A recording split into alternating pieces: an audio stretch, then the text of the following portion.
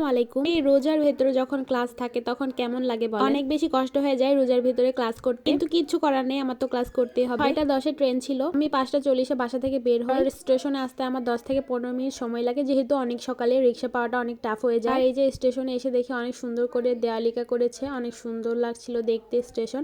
আর এত বেশি নীরব ছিল এত সকালে, অনেক কুয়াশাও পড়েছিল। আর অনেকক্ষণ অপেক্ষা করার পর ওই তো ট্রেন চলেও আসে একদম ঠিক টাইমে। 8 বাজে ঘড়িতে, কিন্তু ট্রেন 2 মিনিট আগে চলে এসেছে।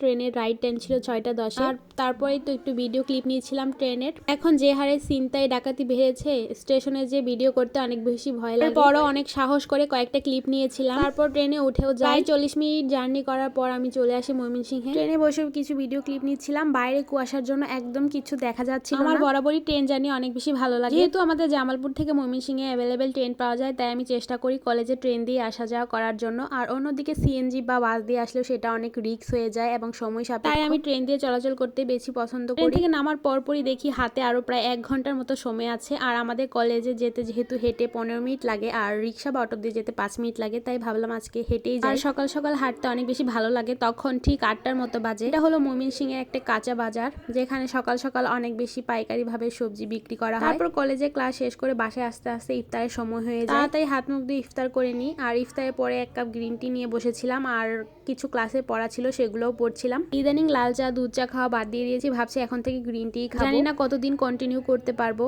আর এই তো পড়ছিলাম প্রায় 1 থেকে 2 আওয়ার্স পড়ালেখা করার পর। ও বললো বাহিরে যাবে, যেহেতু ঈদের বাজার একটু রাত করে গিয়েছিলাম। সারা রাতের দোকান খোলা থাকে রোজার ভেতর।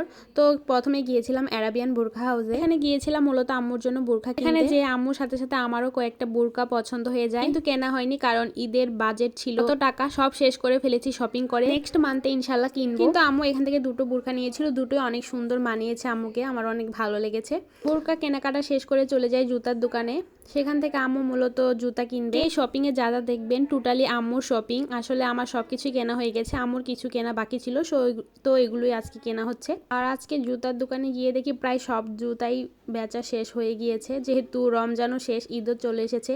জুতা মিলছিলই না, হয়তো সেটা সাইজে হচ্ছে না, যেটা সাইজে হচ্ছে সেটা দামে মিলছে না, যেটা দামে মিলছে সেটা পছন্দ হচ্ছে না। সব শপিং শেষ করে বাসায় আসি। আর বাসায় আসার পর আম্মু সেহরির জন্য রান্না করছিল।